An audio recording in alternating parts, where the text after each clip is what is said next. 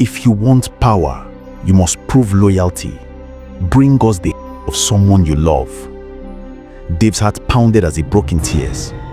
He drank heavily, smoked even more, trying to kill his conscience, but in this case, no is not an answer.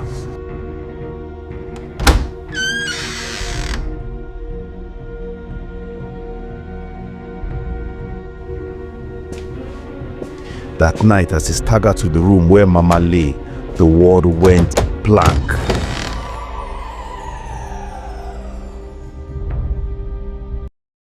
There was once a boy named David, but fondly called Dave, a teenager with unkempt dreadlocks and sagging trousers.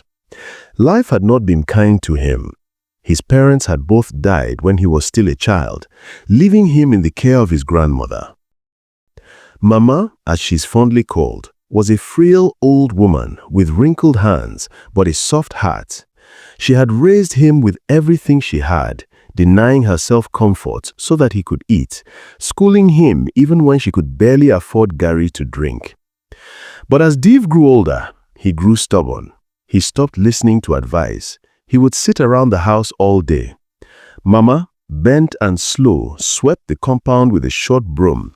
Dave lay sprawled on a wooden bench, earphones plugged in, nodding his head to loud music. "Dave, come and help me fetch water," she called softly. He didn't move. "Old woman, leave me alone," he snapped. She lowered her eyes in sadness.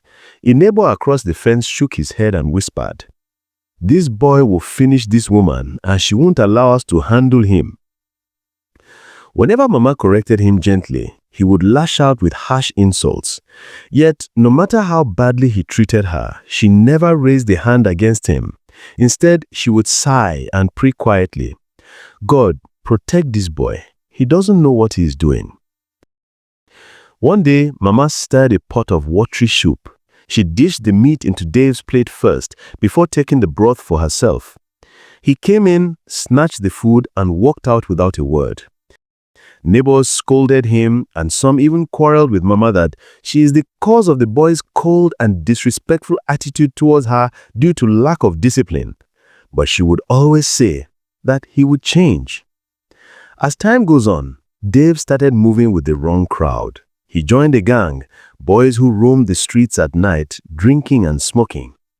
One day, in an uncompleted building with friends, Dave leaned against a wall with 3 boys his age, all in sagging trousers, cigarettes between their fingers. They laughed, exchanged secret handshakes, and spoke of levels they would soon reach. They were still discussing when a blue light flashed.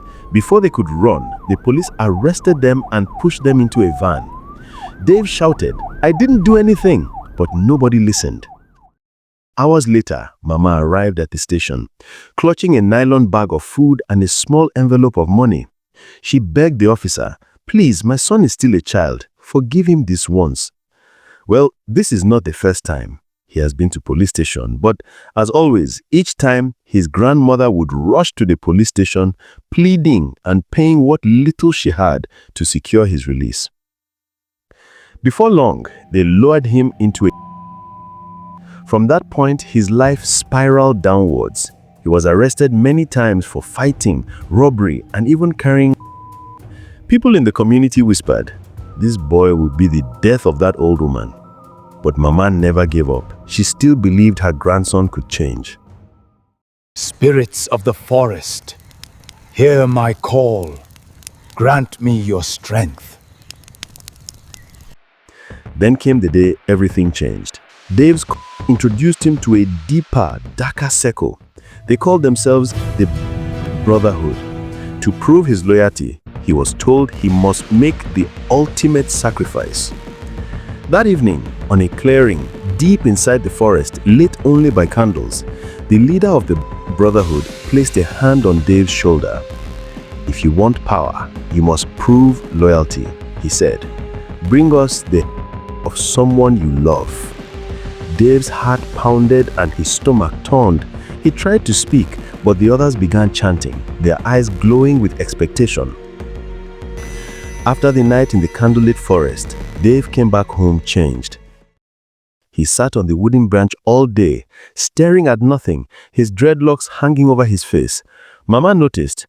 "My son, are you sick?" she asked gently, touching his shoulder. He shook his head. "I'm fine," he lied. Even Peter, the boy from next door, who was his closest friend in the compound, whispered, "Guy, wetin dey happen? You know they talk again." Dave only forced a smile. The warning from the echoed in his mind. If you speak, you die. Nobody leaves. He felt trapped. At night, he went out to drink and smoke, hoping to clear his head.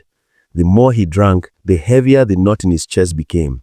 He stared at the bottle in his hand and muttered, "I can't tell anyone. I can't get out." He was a prisoner of his secret that was eating him alive. His parents were gone, and the only one who had ever stood by him was his grandmother. For days he wrestled with the thought. He drank heavily, smoked even more, trying to kill his conscience, but the demand from the haunted him.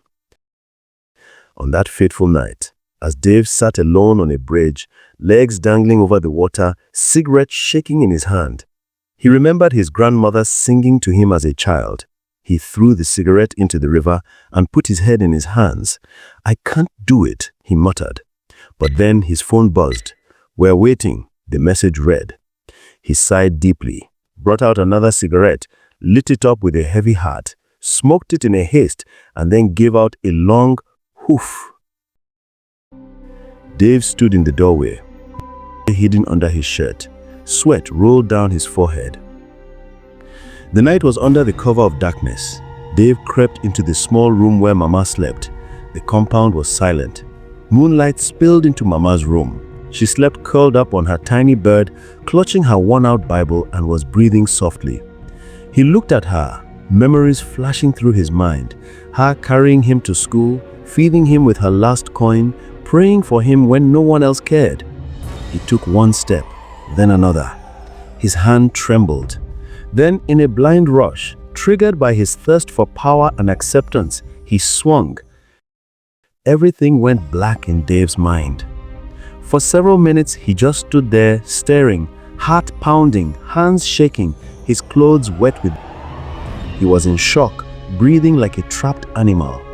Then he blinked, as if waking from a dream, and saw what he had done. In a panic, he grabbed the machete and a sack from the corner, fumbling, trying to hide the evidence.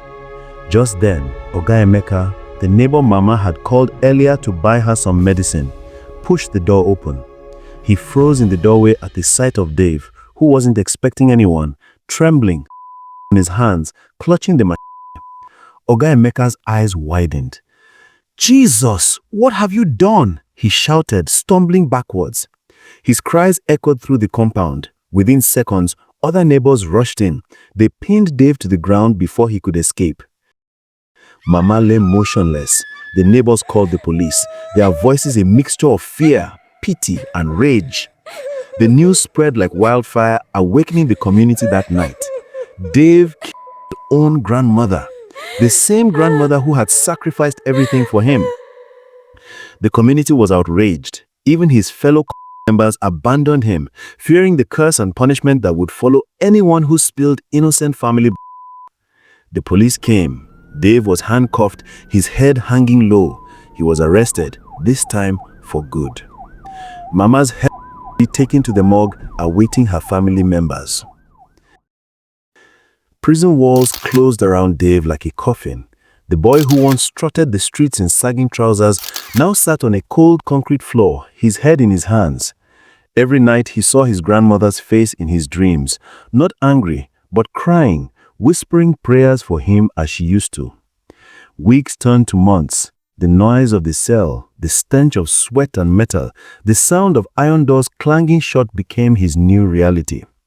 One evening, sitting alone, Dave broke down completely. Tears streamed down his face as he whispered, "Mama, I'm sorry. I'm so sorry." In that moment, he finally repented, begging God for forgiveness. But it was too late to undo what he had done. The law had taken its course. He was now an accused man, charged for the killing of the very woman who raised him. His friends from the vanished. No one came to visit. Even though his heart had changed, his chains remained. Dave had lost everything: his freedom, his future, his only family. All that remained were the echoes of his grandmother's prayers and the weight of his own guilt. His story became a warning whispered across the community. Crime and secret oaths may promise power, but they only lead to ruin. The love of family, once betrayed, can never be restored.